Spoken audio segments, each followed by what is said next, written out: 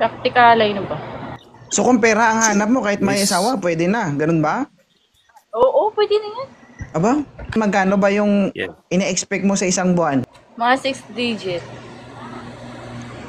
Virgin yan? Hindi ah. Diba? Ang lupit ah. Hey ma'am, magandang gabi po. Sir, parang namamaga ka, sir ah. Parang tumaba ka bigla dyan sa tura mo. Ako sir eh. Ha? Nananaba po. Nananaba? Oo. Stress siguro yan, sir. Yes. Oo, tutulungan ka ni Ma'am Kay para mawala yung pagod at problema mo. Ma'am Kay, tulungan mo si Sir John Alvarez, ha? Ma'am, tulungan mo nga ako ma'am. Loko. Tulungan mo ako ma'am. Nananaba na po eh. Ano. Hindi, magsimula tayo. Akala ko yung sa profile mo, ikaw talaga yun. Siya naman talaga, kaso... Ako po yan. Ikaw yun, sir? Ako po yun, inedit. Mukha ko po Yan yun. tayo. Edit tayo. Joke lang. Ganun yung Oo. social media. Pwede din naman, nagsama kayo, i-edit nyo lang. Edit ay yung buhay. Ano, gwardiya ka, sir? Ay, hindi, ma'am. Hindi. Naka-uniform, hindi. Gwardiya po, gwardiya po. Gwardiya po. Oo. Saan ka dito sa Pilipinas? Sa Batangas po ako, sa Batangas. Ang hilip nito mo paakit na sa Batangas. Oh? Hindi ko yan kilala, ma'am. Ba't ako sinisisi mo? Pumili talaga ako Pero ng ako gwapo. ako po ay Bisaya. Tayo lang dito. Kasalanan ko ba yan na pag nakita, pag bumukas ang camera, yan na makikita mo? Malas ko pa ba? Di ba? Hindi kasi ako, Joke lang. namimili din ako ng siyempre kung ano yung gusto ng viewers. Yun din ang pinapaakyat ko. Kasalanan ko ba yan na papasok? Tapos, di ba? Kung gusto mo, tanggapin mo. Kung ayaw mo, sabihan mo ng totoo. Madali ako kausap. Ayaw mo? Ayaw ko na. Sir? Pagod na ako. Sige, Sir John, mahirap din kapag patagalin natin, di ba? Yan nga sir, salamat po. At Sige. salamat ng marami po. Oo, sige. Ang hirap nito. Wala akong mahanap. Baba na lang ako. Arte pa more. Tama yan, 24 ka pa lang, di ba? So may ilang taon ka pa para mag-inarte. Oo. Pag nag-edad ka ng 32, 33 yan, wala ka ng arte niyan. Oo naman. Bahala na. Gusto ko ng peaceful na pamumuhay. Sige na. Pakitin mo na yung iba. Peaceful. Okay pa yan, madam, kasi medyo malakas ka pa. Pero pag nararamdaman mo na medyo pasmado ka na, yan. Parang kailangan ko na ng katulong, ah. Hirap na ako. Pero maganda din. Sabi nga nila, pinainggit ako kasi nga sa work ko, ang dami ng ako na yung natitirang 5. Ba? Sige lang. Huwag ka magtaka. Alam mo kung bakit? Okay. Nagtaka ka pa, Alam mo namang maarte ka. Oo naman, hindi. Huwag ka Inaano magtaka. ko talaga yun. Maarte talaga ako. Hindi, kasi alam mo kung bakit? Kasi, totoo yan. Kasi, ikaw ba naman ang masaktan, di ba? Natuto na. Natutunan Diba? ako. Alam nyo ba guys, si Kay, sa totoo lang, hindi mahirap kunin yung loob nito. So, kailangan mo lang ng kumbaga kailangan mo lang siyang pag-aralan. Pero mas maganda kapag naliligaw ka, personalin mo. 'Di ba? Mahirap kasi Dito? kapag usapan lang Mas maganda kasi kapag personal, mapitik-pitik mo.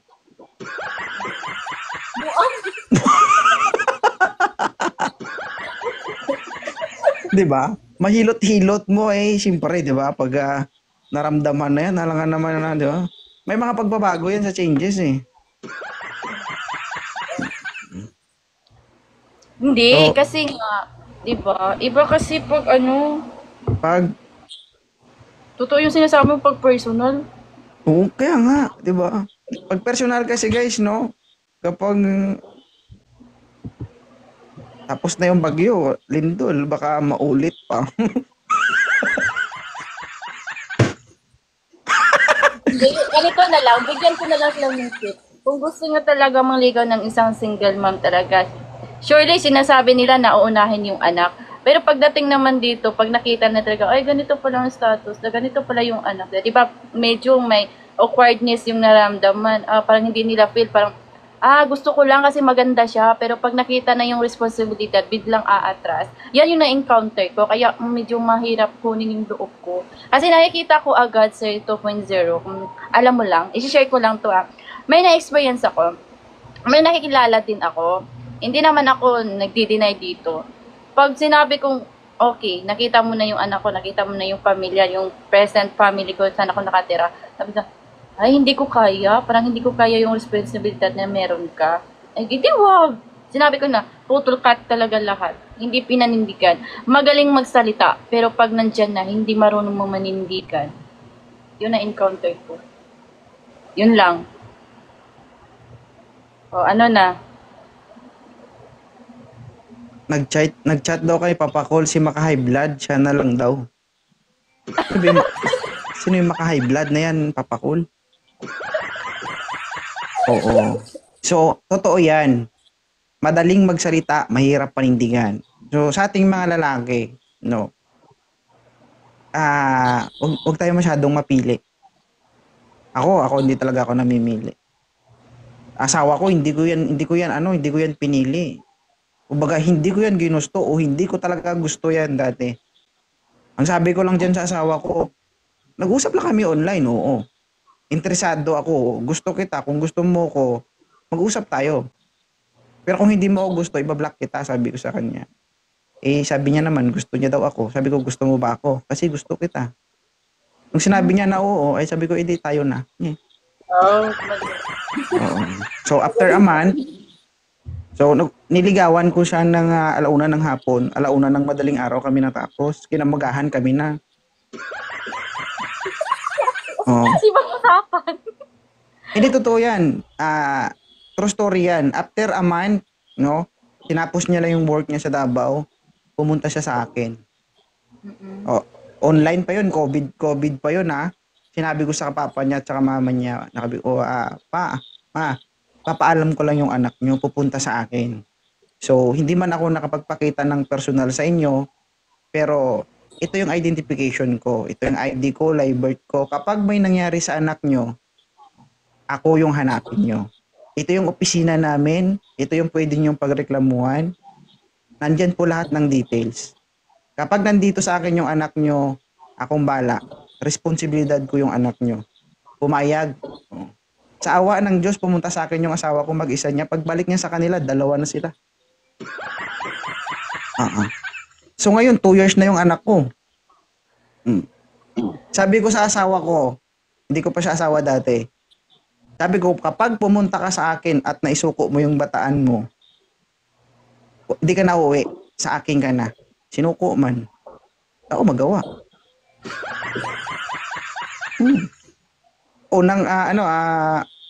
Unang gabi. Ay, walang ligtas. Matindi ka, 2.0. Hindi, totoo yan. Kahit tanungin nyo yung, pero yung asawa ko yung nag-chat sa akin una, hindi ako Oo. Diba? Nagkakilala kami ng asawa ko sa My Day ko. Nag-heart lang yan sa My Day ko. And that time, single ako, nireplyan ko siya. Siyempre, in-stalk ko muna siya, siyempre So, siyempre, di ba? Tayo mga lalaki, ano yun kung ba first impression, di ba? Physical appeal, okay to Hindi, nag-chat ako December, nireplyan niya ako January, ginamitan niya ako ng dami account. Di ba maganda, di ba? Yun lang. Nung point na yon, single din siya. Sabi ko, anong gagawin natin? Sabi ko kasi gusto kita. Kung hindi mo gusto, ibablock kita. Ano pang selby na mag-usap pa tayo kung hindi mo man ako gusto, di ba? Nag-oo man siya. Sabi ko, sige, tayo na. Hindi. Pag sinabi ko, papuntahin kita dito, pupunta ka ba? Sabi ko, huwag ka magbibiro kasi bibigyan talaga kita ng pamasahe. Ay, sabi niya, oo daw. Nag-book agad ako ng ticket. Wala siyang magawa Wala nang magawa. Gusto ko yan yung assurance talaga, no? Hindi. Kasi ako, pumayag yung tatay niya, online yun. Kinausap ko talaga ng masinsinan yung papa at mama niya. So, sabi ko, sir, ito yung identification ko, live birth ko, sinumar ko, nagpapatunay na wala akong asawa, wala akong anak, wala akong pamilya. So, yung anak mo, desidido ako diyan. Kapag pumunta sa akin, wala kayong iisipin. Ako bala diyan. Papakainin ko yan, naalagaan ko yan. Sabi ko sa kanila, idalawang isip din yung tatay. Siyempre, hindi naman ako kilala eh. Kayo, sir. At least ako, nagpapaalam ako ng maganda sa'yo. Kasi kung ayaw nila, punta pa rin sa akin yung asawa ko eh. Di ba? Pero at least ako, bilang lalaki, nagpaalam ako. Ang nangyari, nalipat ako ng assignment, itong maganda. Pinauna ko ngayon yung asawa ko, bumalik sa kanila. Oh.